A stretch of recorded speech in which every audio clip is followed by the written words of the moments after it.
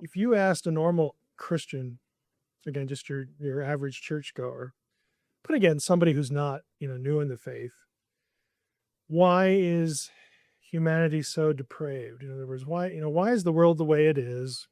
Why do we have all this wickedness? Why are things just so bad? The answer you're typically going to get is the fall.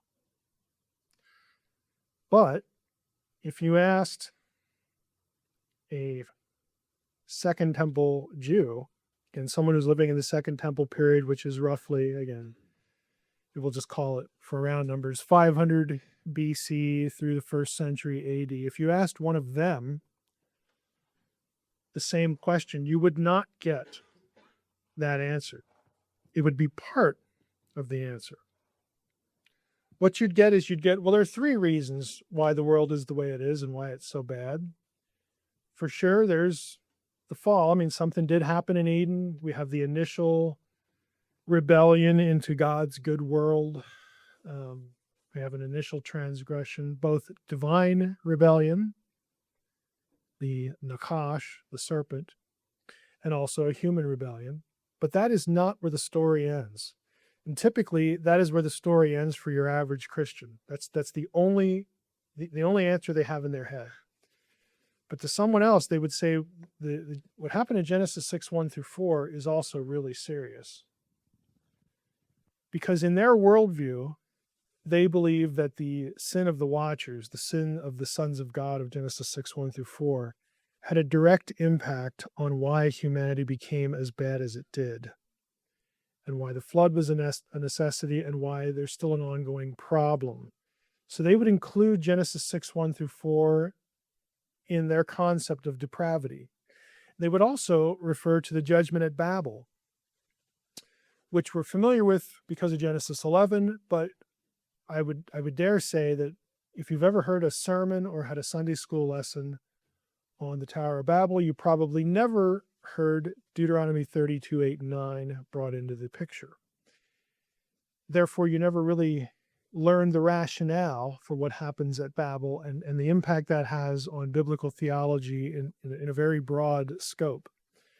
This is according to Deuteronomy 32:8-9. When the Most High divided up the nations, he divided them up according to the number of the sons of God. So we know who the Most High is. We know what the division of nations is.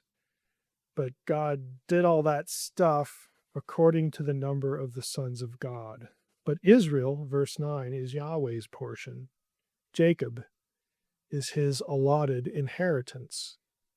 So you have this allotment language going on. Now, if we traced, and we will in our time here, these ideas through Deuteronomy a little bit, you come out with a totally different worldview. It's the basis for why the Old Testament, really the rest of the Bible, is Israel against the nations and Yahweh against the gods. And there's an antipathy there. There's a hostility there.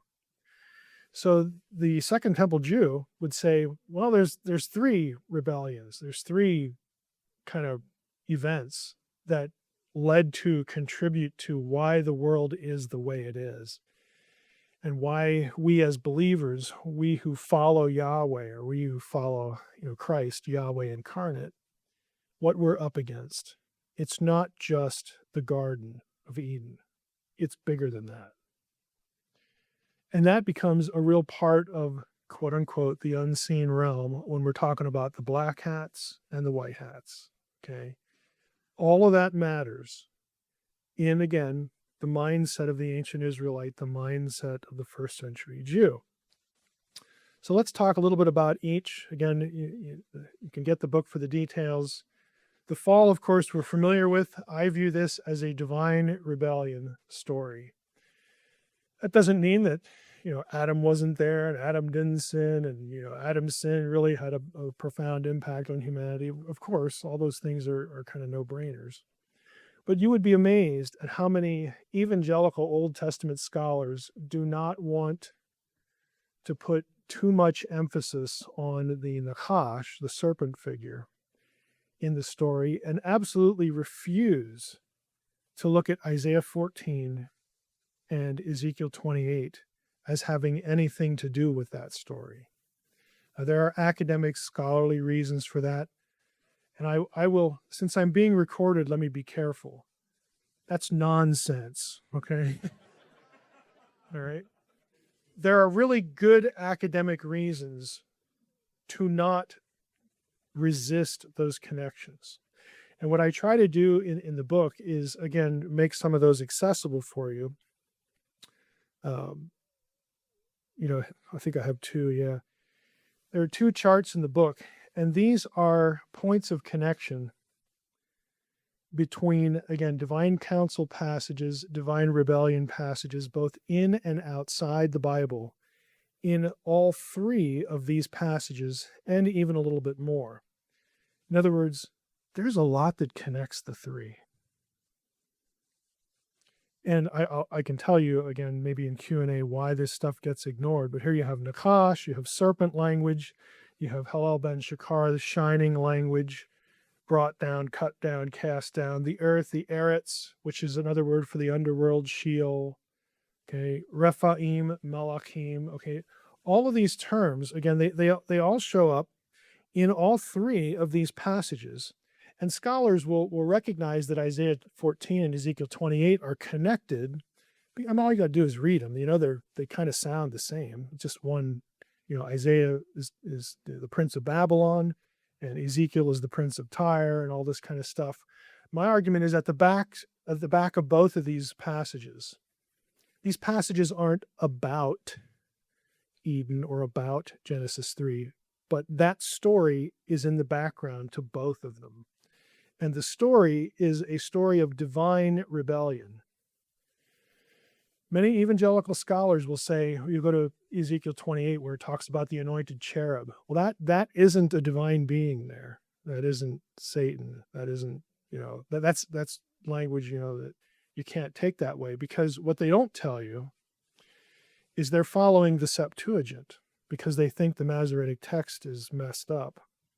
They're following the Septuagint, and if you follow that textual tradition, Septuagint is the Greek translation of the Hebrew Old Testament, then you have the anointed cherub with someone in the garden, and the other someone would have to be Adam. And so Ezekiel 28 is really about Adam, because the prince of Tyre was a human being, so this is really about Adam. It has nothing to do with Genesis 3 back there. Well, that ignores all the places where Ezekiel 28 touches divine rebellion stories, that some of it comes straight out of Ugaritic material. It's just word for word, point for point.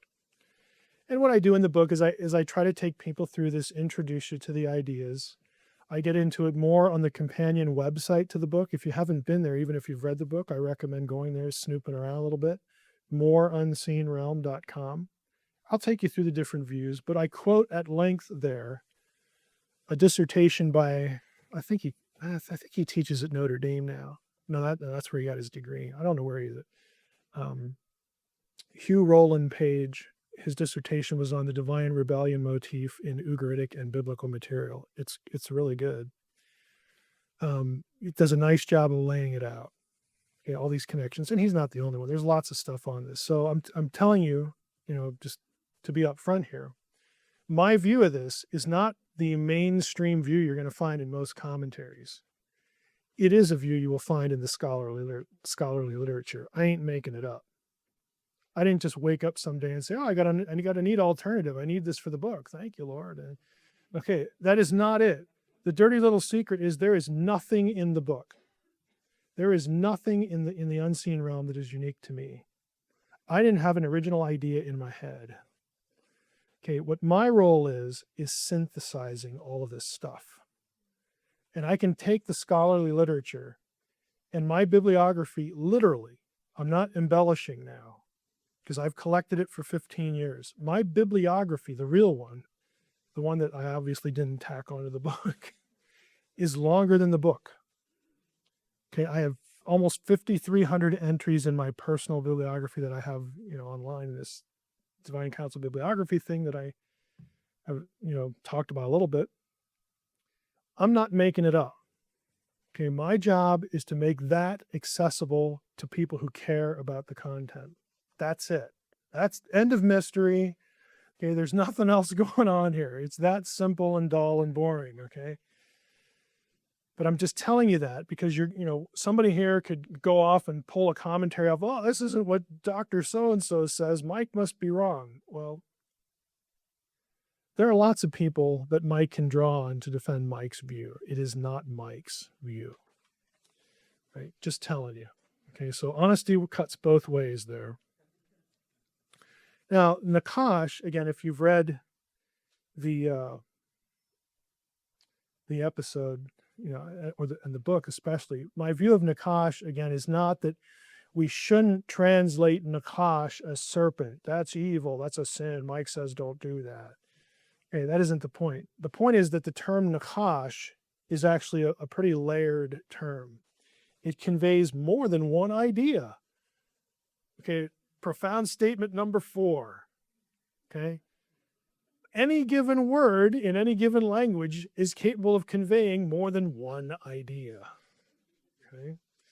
Nachash is like any other one. As a noun, hanakash in Hebrew, can mean serpent. Just fine. Works well. No problem.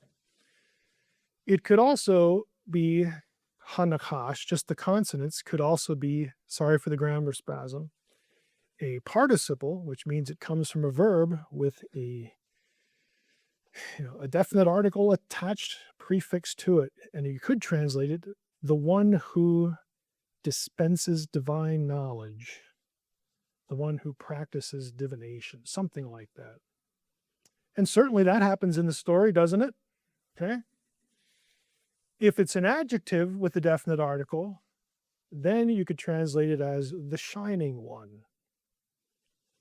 And luminescent vocabulary for divine beings is ubiquitous throughout the Bible. It is a stock vocabulary thing. So that wouldn't be unusual either, especially if you think Isaiah 14 is drawing on the same story of divine rebellion against the Most High God, because there you get Hallel ben Shakar, the shining one, the son of the dawn. Over in Ezekiel 28, we have the mysterious figure who the Masoretic text refers to as the cherub. There is no Adam in the Masoretic text version. It's just the cherub. He is adorned with precious gems and jewels, and they shine. What an odd coincidence. Again, nothing to look at, says. You can read the passage in different ways, and my suggestion is that the ancient person would have read the passage and had all of these things floating around in their head. Because, again, they know the terminology, they know the language, they know the possibilities. They use all these terms in different ways. They're not reading it with only one thing in mind.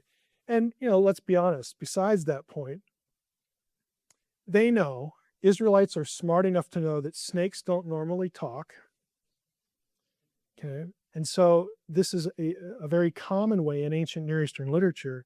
When you wanted to depict a divine being meeting a human being, having a conversation or whatever, it's very common to cast the divine being as an animal. Egypt does this a lot. Story of the shipwrecked sailor, again, the god is a giant snake there. I mean, this is common stuff. So if you're a literate Israelite, and you've read some other of your neighbors' literary stuff, these stories about their gods and their religion, this is going to be really normative to you. Oh, I know who. She's not really talking to a member of the animal kingdom. She's talking to a divine being disguised as one. I mean, it's just the simplest thing in the world to them. So why we as Christians, again, this is something I've had difficulty wrapping my own mind around. Why there's resistance to Mike saying things like, this wasn't just an ordinary run-of-the-mill member of the animal kingdom. And maybe when we talk about Hanakash, we can talk about the alternatives. Why that all of a sudden is like, that's just ridiculous. That's horrible. Well, I don't listen to this guy. Okay. Hey, the New Testament tells you who this was. Okay. It doesn't... It tells you that this is the Satan, this is the devil. I mean, it uses other terms, not just serpent or snake. So what's the problem? Again, I don't really know what the problem is, other than things like scholars know that the word Satan in Hebrew never occurs in Genesis 3. In fact, it never occurs in Isaiah 14 or Ezekiel 28. So we can't talk about Satan in the Old Testament in being in the garden because our scholarly comrades would just laugh us out of the room. They would think, don't you know your vocabulary? Well, yeah, I do. And guess what? Jesus knew that too. Okay. The apostles knew that too. But they also felt very free to identify, to use the term Satan or Satanas in Greek. Okay? They had no problem using the term of that enemy. The shoe fit, so let's wear it. Okay, Satan just means adversary, opponent. Okay, use a word like diabolos, liar, because he is. Again, the fact that you don't have the vocabulary connection in one testament, that means we can't talk about it at all. Well, I got news for you. In the intertestamental period, they're doing this all the time, and that's why the New Testament has it too, because these terms are being used to describe that enemy. And there's like no referee with a whistle. You know, he doesn't blow the whistle. Oh, you can't use this term talking about referencing Genesis 3 because it's not there. Like, again, I don't know why scholars think the way they do half the time, because it's like, I can't say this thing unless there's a bunny trail everywhere that I want to go. Well, the people you're studying, the text you're studying, didn't need the bunny trail. They do it. So just kind of go with the flow, you know, loosen up. There it is. Just make the connections. They do it too, and you'll be okay. Okay, like your degree is not going to disintegrate off your wall. Okay, if you do this, it really isn't. I've tried. It's not going to happen. But you know, scholars just think differently than normal people, I guess.